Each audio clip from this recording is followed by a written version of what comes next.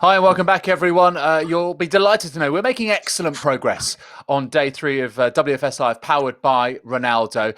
If you happen to have logged on wherever you are in the world and you've missed a session, like, I really wish I'd seen that. Don't worry, because you can watch all of the sessions live through your pass on the WFS Live Powered by Ronaldo platform the day after. And if you are media present watching what we've got for you, then you can actually go to the virtual press room by Efe and you can see snippets there to get the content that you need. Okay, so we continue with a session that's entitled Acquiring the Golden Fan Profile. Now, over the last few years, there's been one particular holy grail that all brands in sport have been after, and that is knowledge acquired through all sorts of data: big data, smart data, open data, real-time data, etc., because it's the key to knowing as much as possible about your customer, in this case a football fan, and you can give them more of what they want, when they want, how they want, and of course build loyalty to your brand. Simple. But with the explosion of content technology platforms, the audience now have more say in what they're served up, which is why it's so important to get a full 360-degree picture of them. Words like personalization, tailored content, greater access, authenticity, genuine interactivity, and wanting to be a part of the show, not just watching it or commenting on it. Tick those boxes and your activation is more likely to succeed with a fan who's not just a participant and not just a recipient, but they are sophisticated and they are insatiable as well. So how do we acquire the golden fan profile and then really put that precious, priceless information to best use so that they engage truly, madly, deeply in what we have to offer them? Maybe we will elicit some answers from our quality quartet of speakers in this next roundtable, which is entitled Acquiring the Golden Fan Profile, How Can the Industry Activate Better in Partnership with CHEETAH Digital? So here are our speakers: the Head of Digital Experience at Arsenal, Mick Canetta; CEO and co-founder of MyCuju, Pedro Presa; Senior Customer Success Manager at CHEETAH Digital, Harry Sethi; and also a Digital Strategy Director at La Liga, Alfredo Bermejo; and your moderator, Senior Director of Customer Success for EMEA at CHEETAH Digital, Luke Harris. Luke, it's over to you. Thank you very much, David. I didn't know you were such a Savage Garden fan, but great to be here today. And we've got a fantastic panel for everybody, where we're going to be focusing on acquiring that golden fan profile and how the industry can better activate. I know we've not got a lot of time today, so I'm going to dive right into things and throw it over to the panel and ask the question. Let's start by saying, what constitutes a golden record to everybody, and why is that important? So perhaps, Mick, let's start with you as a representative from a club. What does that golden fan profile look like for Arsenal? Good afternoon, everyone. Luke, yeah, great question. So I think you need to be thinking about that golden fan profile in terms of, just like David said in the introduction, understanding what that fan wants to get from the club. So you can set out with a goal of saying, this is everything that I need to learn about my fans to drive a better relationship. But each fan is different, and it's about our ability as a club to understand how they want to engage with the club, what they want from the club, be it that they're a season ticket holder that comes to the games frequently, whether they come to the odd game and they're a match-by-match attender, or they're an international fan based anywhere in the world, and they interact with us at the appropriate time for their time zone. And for example, we played last night, and what time should we be putting up the content so that fan can consume that content at the right time and interact with an audience when they do so. So really what we try and do is define the experience around the fan and try to present an experience that is tailored to them and learning about those wants and needs. And when we talk about a fan profile, it's really getting a good grip and understanding of every single touch point you have with them, and understanding the behavior, what they like, what they don't like, what content they like to interact with, and really use that to drive the relationship that we have as a club with that individual. Great.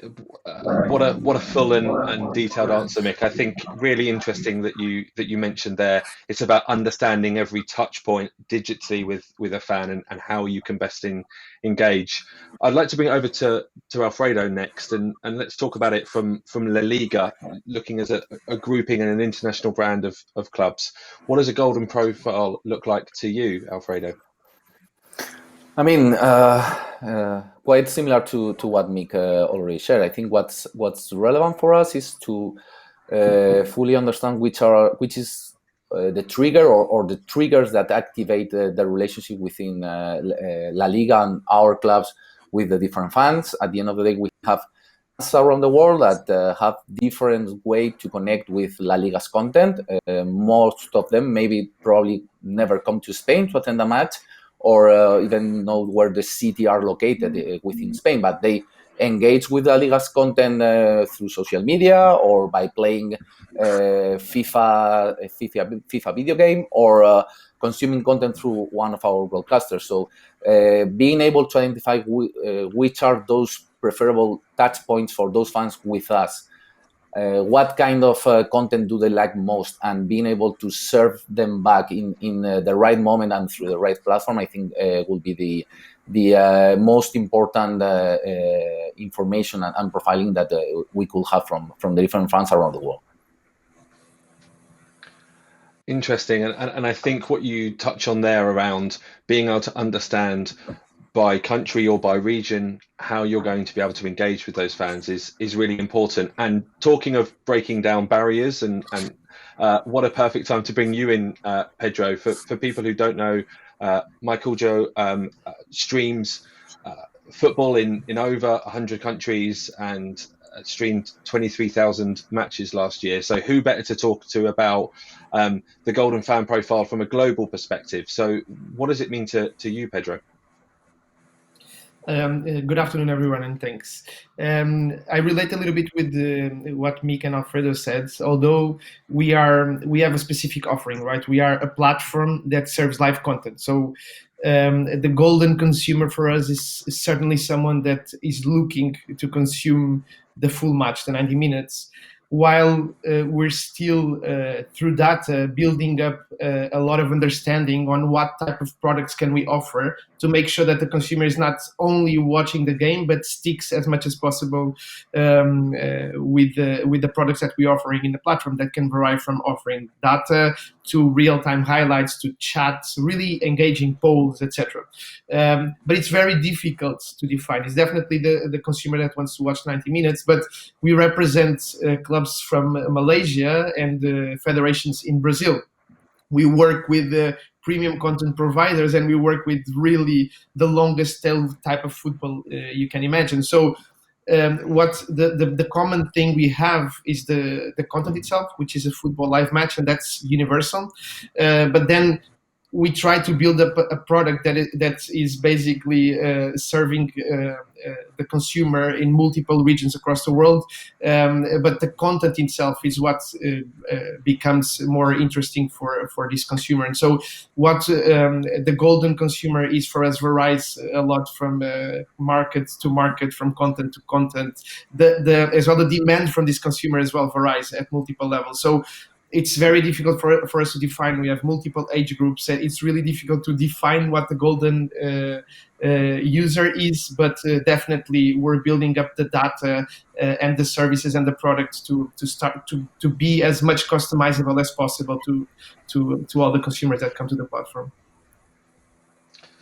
Really interesting, and I think touching on there the fact that you're serving a consumer need that is present in lots of different markets that perhaps historically have been underserved is something that we'll come back to later on in this discussion around how digital can stretch across those boundaries. And Alfredo, you touched on fans being able to get involved that perhaps wouldn't necessarily come to the city or even the stadium to watch a match. Talking of digital engagement, and in the same theme of understanding the golden fan profile, Harry, I'd love to bring you in here. For those of you who don't know, CHEETAH Digital provides solutions to help engage with fans across all digital channels and personalize the experience on the channels that are most relevant to the fan. Harry, in your experience of working across multiple clubs across Europe mainly, what have you seen as the golden profile and why it's important? Yeah, obviously we have a slightly different perspective of this, working on the other end of things, but very much echo what Mick had said around you're trying to paint the most complete profile of a fan that you can. So enriching that profile at every single opportunity that you get, where a fan comes into contact with the club, the governing body, or with the streaming service, as Pedro's mentioned there, you're trying to paint the fullest picture possible, really. So whether it be understanding how regularly the fan attends games, is able to attend games, how they watch games, whether it be through a live streaming service, whether or not they come from a specific region or country around the world, which may give you some insight into whether or not they're particularly fond of a certain player. Of course, the global nature of the teams that we're working with means that players increasingly have huge value, and huge audiences that they bring with them. So understanding insights around fans, for example, that have a particular preference for a particular player or a particular aspect of the live match day experience, for example. That's all valuable insight. I know at the moment we're dealing with behind closed doors football, and so we're not able to gather those insights from match-going fans at present.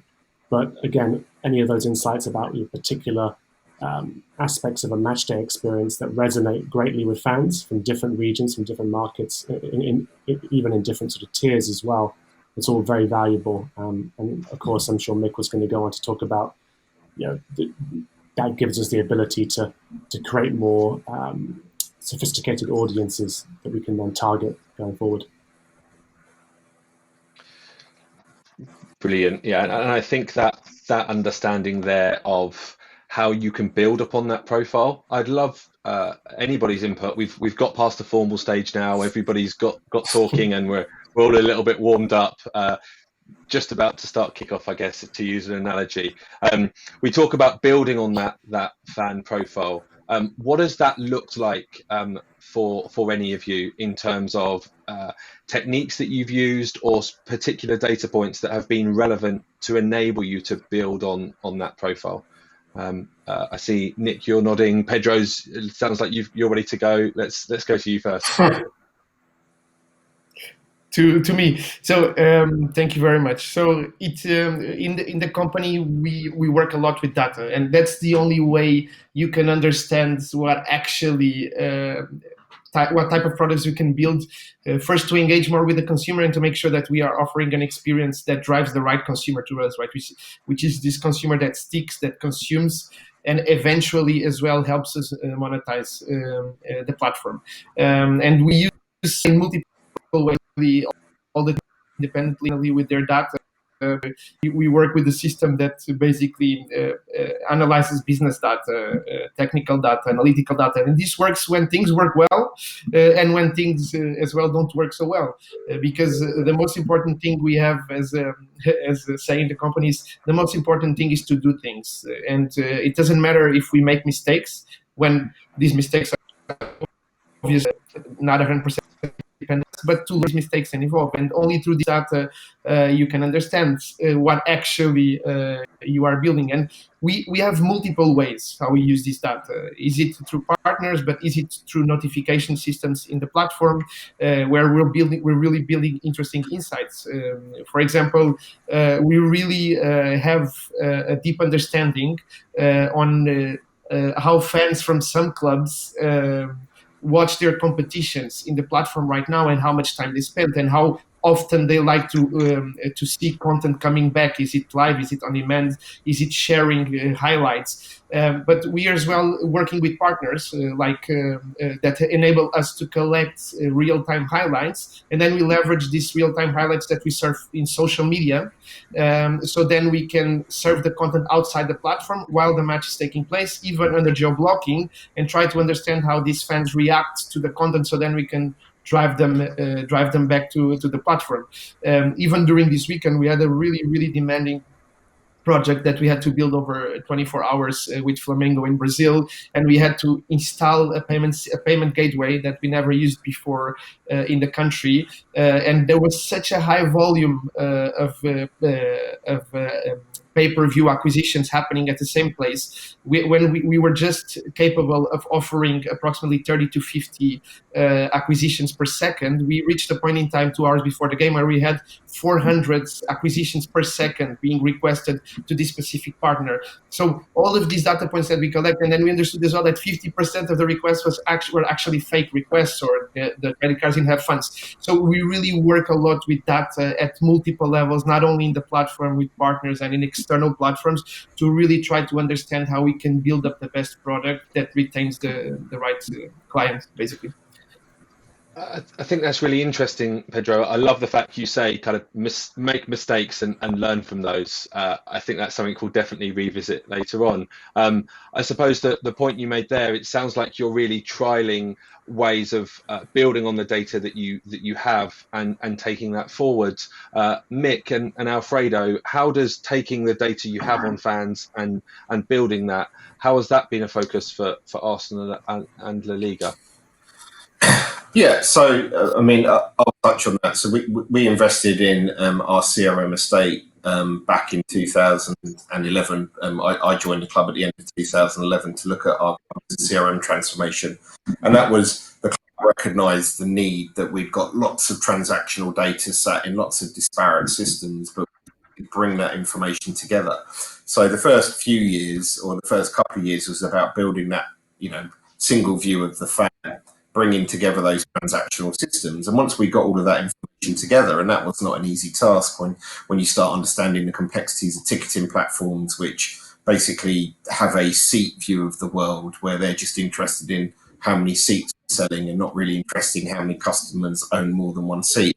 And you bring that together with your retail platform, who's buying what through your direct channels, and then potentially you've got memorabilia platforms and your online digital subscriber platforms, and you're bringing together lots of different elements, but that becomes very transactional. And what we realized very quickly is that we had a very one-sided view, which is we knew what our fans were spending and when they were spending, but we didn't know much about those fans. So what life stage were they at?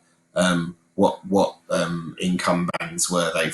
Very base information. And my background was in data, and when you want to start having a more meaningful dialogue with somebody, it's you're able to do that the more you know about them. And we realized very quickly that we would have to ask an extensive amount of questions and try and overlay that on our database, which would be quite a costly and long process to do. So we partnered with a lifestyle data company and overlaid our database with a lot of demographic and life stage information, which then complemented the transactional data we had. So that was the first step. And what that enabled us to do is then build out profiles of our fan base, and we created a segmentation. So in the UK, we launched with 7 segments, and we've more recently tried to take that information and build out an international segmentation.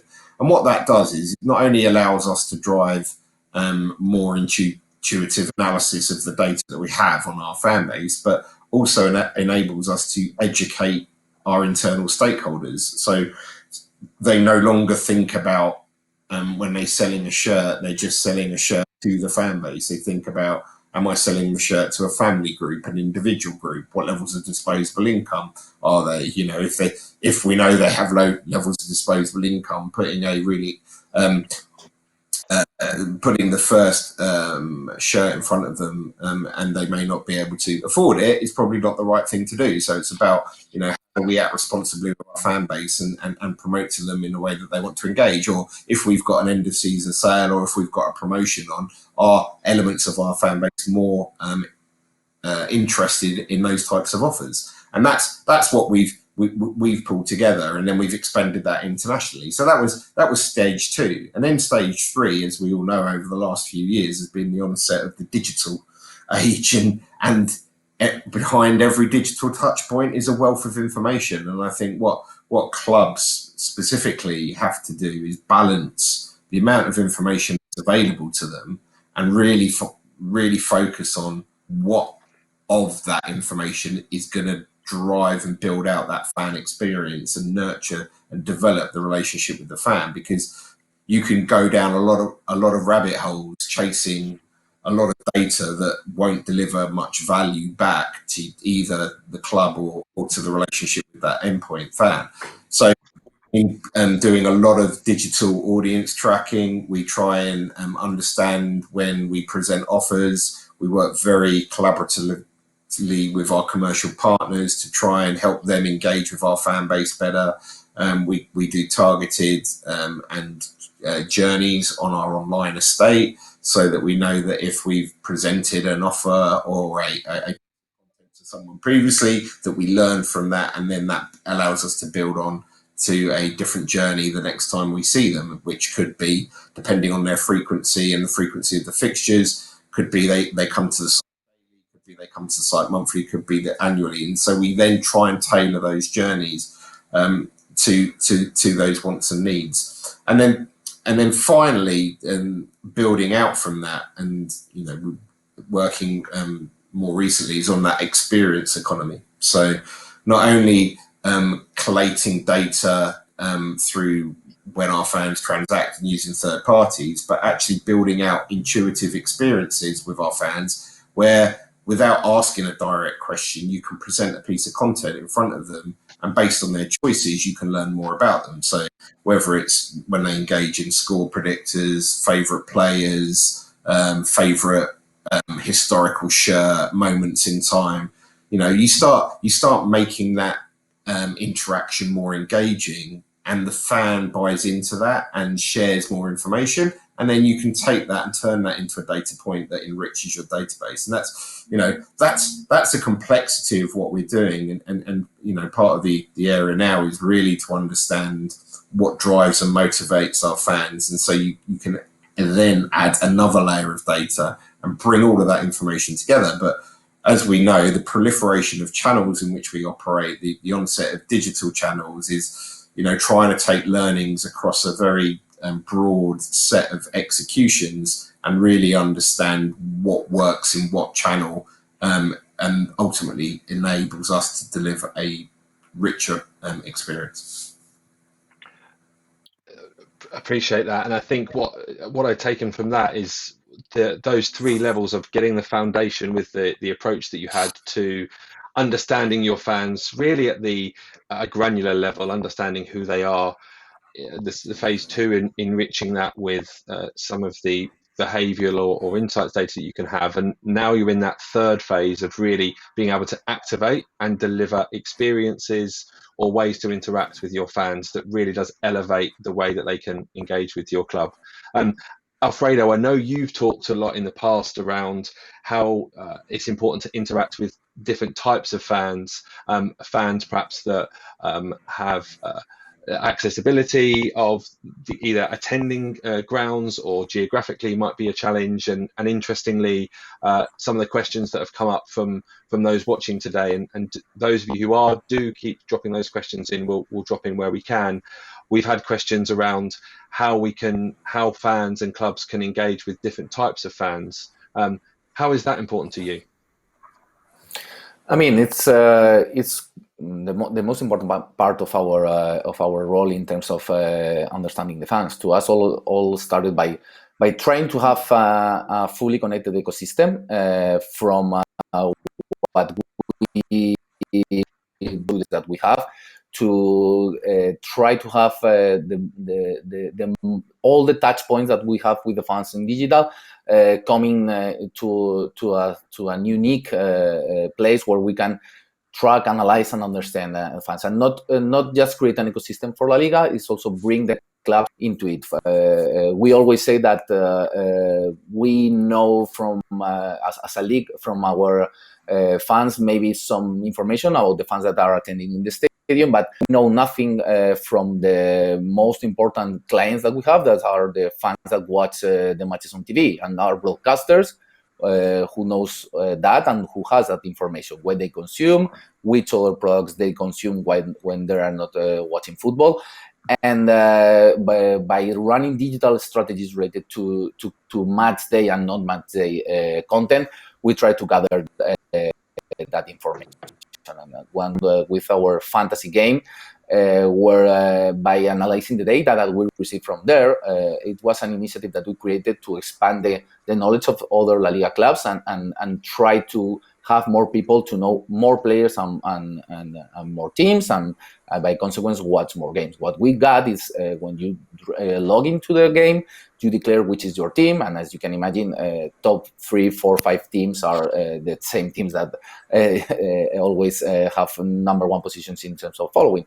But if you go to actually which teams were the more used in terms of players, it was completely the opposite. So teams that are not as followed as Real Madrid or Barcelona show up in the first, second, third tier. So that meant that we had a huge opportunity to activate our broadcasters and business for our broadcasters by using that data from those users that are hugely engaged with La Liga content, matches for Eibar, to random campaigns to subscribe to our service there.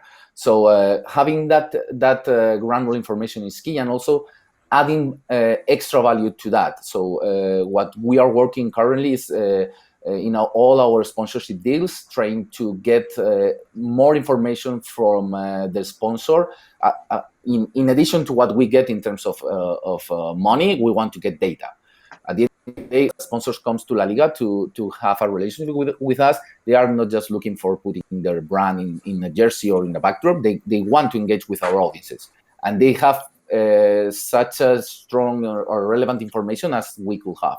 We're working with a food delivery company that is sharing with us information about how they track customers minute by minute. So they know they can predict demand. A certain team is playing on Monday or Tuesday or Wednesday, or if the match is 1 p.m. or 8 p.m., or if it's a rainy day or it's not a rainy day. So having that information to us as a league is really, really important in terms of crossing both data sources and try to find synergies between the two ways of business. So at the end of the day, to us is to try to know the most from the fan and activate better in the right and certain moment. And I think that's a really important point, is that you made it right at the end there, which is trying to understand the fan the best and make the decision around how you're going to engage with those. And I actually just want to bring in some of the poll results that we've got at this point, because I think it's really enlightening. One of the questions that has been asked is, how are you activating the data you collect? And almost back to your point, Mick, 53% of people are saying that they're using it to personalize communication, but actually just under 20%, 19% are saying that they monetize that and share with the commercial partners. And I think it's very interesting as we talk about how we can better activate a golden fan profile. We of course have to keep our fans at the heart of what we're doing, because they're the lifeblood of every club or organization that we're looking towards. But I'm interested on all of your thoughts on how working with commercial partners is important to extending the reach of what you're doing, or being able to offer new experiences or environments that fans can engage with. I'll come to you all in a second, but Harry, I'd love your thoughts on that point, on how teams have worked with commercial partners to drive and activate those digital touch points. Sure. Yeah, no, I think it's about providing value through any experience, any digital experience that you serve to a fan. And I think particularly over the past couple of months, it's been fascinating to see the ways in which clubs, governing bodies, streaming services have adapted to understand what best content is to serve to the fans at this period, both before we had football back in any form, when there was a complete suspension, and of course since football has returned. So we've seen a heavy focus on nostalgia, a heavy focus, a sort of predictable turn in the short term immediately to archive content, and trying to recreate the focal point of a week for fans who had been deprived of a focal point. But in terms of sponsor offerings, I thought were particularly interesting at this period was you had to try and judge whether or not it was necessarily sensible to activate for the sake of it, or if you're actually providing demonstrable value at this time. So two other pillars that we saw were around community-focused experiences, or experiences that really zoomed in on health and fitness. So I think a lot of clubs probably looked at themselves and realized that they sit on a huge wealth of talent, of course, when it comes to their staff, who usually we don't see very much of, the physio teams, the sports science teams, the people who are able to give informed recommendations. I mean, I think we saw in the UK, we have a fitness influencer over here called Joe Wicks, who actually doesn't have very many qualifications in the way in which some of the people who work at these clubs do, for example, heads of conditioning, things like that, but was very successfully able to stream these live workouts every single day for a particular audience. And I think we've seen some great work done by clubs and their insurance partners, for example. One example that comes to mind is the partnership that AXA had done with Liverpool around getting their head of fitness and conditioning, Andreas Kornmeier, to do simply home workouts from whatever room that he was in, and provide that content to fans, ask fans which, maybe a couple of questions to understand which content would be most relevant for them. Despite whatever shape any of us are in, we all like to think that if we followed a program for maybe 2 to 4 weeks, we'd eventually end up looking like Mo Salah with our tops off, but perhaps that's not going to be the case. But again, relevant, light-hearted content to serve to fans during this time. But it's conveying an important message. You're giving that health and fitness message. You're connecting with fans. You're reducing that. Also, you're increasing that feeling of proximity between fans and their clubs and their heroes at this time when, of course, they're a bit more distant than usual. So I'd say authenticity has been the most important factor around any sponsor activations or experiences we've seen launched during this period. Yeah, I think that's really interesting. And gentlemen, to the rest of you today, what does that look like? How has working with commercial partners enabled you to extend that fan experience and what you're doing directly with your fans?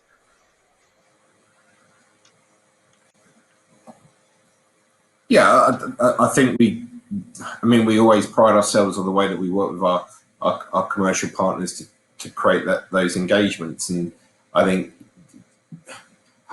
Harry's right that in a time where, for a period live sport went away, there was a void in a lot of our fans' lives, and it was up to the clubs, the brands, the leagues to look at ways of engaging those audiences. And the amount of effort and work that I know went into community efforts, and then working with our partners to help the league deliver out some of those community efforts to our fan bases, whether it's supporting the local community. I know for ourselves, we took a lot of, and also digital has become extremely important in these times. We're only able to do this because we're operating digitally through, and we're probably spending most of our time on conference calls every day. And the ability then to think about our community initiatives and how we then frame those through a digital mindset, it wasn't that it wasn't there before, but everyone was busy doing lots of different things, and suddenly we're looking at stuff that we serve out to our local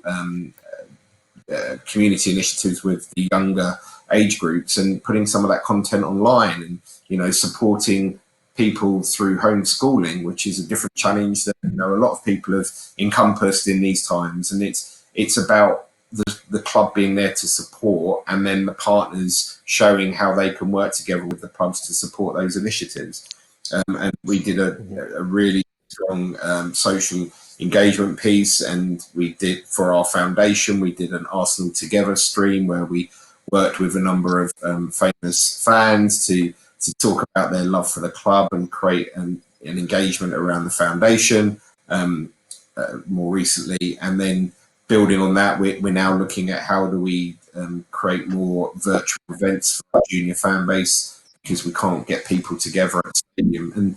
And one of the key pieces that we did create online was also to recognise all of our fans that were part of our fantastic health service that are providing out there on the front line working through the pandemic, but also doing it. There was one lady who worked in a hospital, and her whole outfit was made personally on the Arsenal strip, and it's creating a digital platform where we can recognise the contributions of our fans at a time where sport became less important, and now sport has become back. It's about building out digital content and activations around that, and again working with our partners to do that. And it's I think a lot has, when we talk about that golden fan profile, a lot of all of these activations has just enabled us to create even more understanding of those people that choose to interact with us and how we can drive really valuable content out to them. Yeah, I think if I can add in the perspective of MyCujo, it really goes both ways, right? You have the perspective from MyCujo and how we can leverage the commercial partners to collect data from the consumers or offer relevant content from the commercial partners as well to our consumers, like offering tickets, discounts on products, really relevant engagement products that give value to our consumer.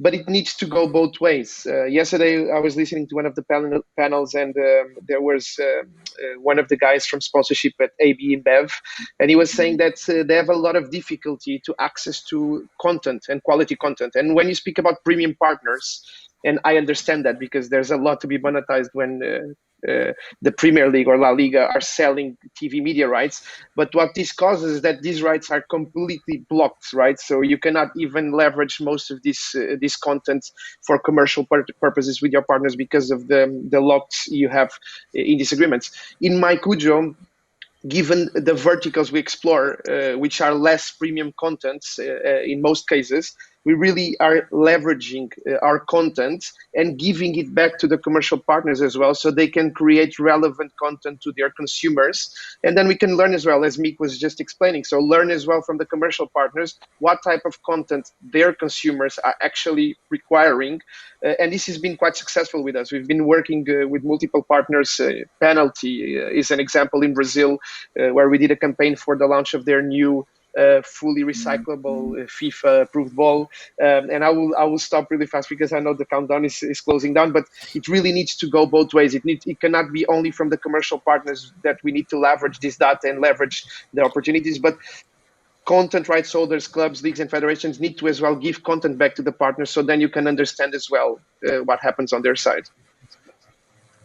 That's good, and yeah, we are unfortunately running out of time, and I think just one last thing that I will come on and ask you for. We're getting loads of questions from the audience, which has been fantastic, and I wish we had much more time. But a lot of people are asking for tips and advice. So with kind of 2.5 minutes left, if anybody's got that nugget, and it's going to have to be 30 seconds of a nugget of what would be kind of your advice to going right back, we're here, in activating that golden fan profile and engaging with fans. I know our audience would love to hear that. So who's got some thoughts on that? I can start. Go on, let's go. Alfredo, then Mick. Okay. I mean, to me, the main takeaway will be that technology is really important, and having access to a lot of data is essential. But what's most important is to have a strategy to work with this data and have clear goals and goals aligned, or objectives aligned with the company goals. If not, you can get overwhelmed by the huge amount of data that you can have. And by going extremely big, you can get nothing. So having those clear objectives, get easy wins that proves that the work that you're running and the objectives that you set up and you are achieving them will give you consistency within the company and the main stakeholders, and will allow you to put in place mid-term strategies. I think that will be the most important thing. Yeah, love that. And very quickly from me, it's be realistic. Set some reasonable goals, prioritize, focus on the things that are going to deliver the most change. you'll upset some people, but also involve your business stakeholders, involve, you know, your ticketing teams, your commercial teams, your premium teams, your match day teams, and work out what they need, but also what's going to be deliver quick wins. This is a journey, and there'll be no defined endpoint, because what you'll find is if you set an endpoint, you'll get to that endpoint and the world will have evolved. So you need to be flexible, you need to be agile. This is a digital world. You need to adapt and keep in a regular dialogue with your stakeholders, and most importantly, also listen to your fans, listen to what the data is telling you and react to it. I don't know if Harry wants to go. Just really quickly, I agree with what Mick just said. Lastly, listen to your fans. Don't be afraid to try. Drive as much content and products to them, and try to learn as much as well from them. And keep iterating, evolving, and failing and learning. The cycle continues. Sorry, Harry. That's fine. Go on, Harry. We might have 20 seconds before David's going to beautifully. You've got time, guys. You've got the briefest of time. Don't worry. We're not live on Sky Sports News right now. So, Harry, in your own time, the brief thought. I've always wanted that. But in terms of the actual point that Pedro's making there, I completely agree. Mick's point about setting realistic goals is key to keep everything grounded. But I think also don't be afraid to take risks. Look at what the fans are engaging with, look at the platforms fans are engaging with, even look at what players are engaging with, because they're increasingly driving these digital trends that can be very valuable and help you to discover new audiences. So that's my 20 seconds. I love that. And gentlemen, thank you very much for your time. On that front, I hope everybody's enjoyed it. I think to carry on the abstract song references, we've taken you to the moon and back with some of our conversations today, and I'll hand us back over to David, who can wrap things up. Lovely, very well played, sir. Very well played. Yeah, I'll just reprise a few themes. I mean, we heard from all of our contributors there, just on their overall viewpoint when it comes to trying to acquire this notion of a golden fan profile, the digital touch points, the importance of the international audience, specifically for La Liga and social, FIFA, and the broadcasters being key partners, really. You know, these are different ways in which you learn about your fans. It's not all exactly the same. And the fantasy game too. Real detail from Mick about Arsenal's CRM transformation. I always make this joke, apologies if you've heard it before. If there is a social media poll on Arsenal, they'll win it even if they're not in it, because so engaged are their digital audience that they will find a way of winning that poll. But that surely can't just be the case because they are like that. They have to get something back from the club, the one thing they love the most. And you obviously reflect that, and you obviously give them what they want in such incredible detail that you've managed to make that transformation really work for you. Yes, we heard from Harry as well about authenticity, and it's such a key word because you can't fake that, and people will see through that. And the fan is so super sensitive and responsive to that. And some of the excellent campaigns around community and health and fitness, of course, Joe Wicks we know all about, but clubs working with their partners, and it is a synergetic relationship, if that makes sense. Remember that brands are publishers, brands are data gatherers as well. It's not just simply they pay you a bunch of money and they get your data and they get the exposure. It really is a two-in-one relationship. So listen, I really found that very, very enlightening, fascinating. I've learned an awful lot as well. I'm sure our audience have too. So thank you so much to Mick, Pedro, Alfredo and Harry, and also to Luke, you for guiding us through the discussion as well. Much appreciated. We're going to be back in just a shade over 8 minutes time at 15:30 Central European time. This one is going to be good, especially if you are an Argentina or a Manchester United fan. And A for effort, why education is critical for footballers of today, in partnership with the Johan Cruyff Institute, featuring, among others, Juan Sebastian Verón. We'll see you in 2 ticks.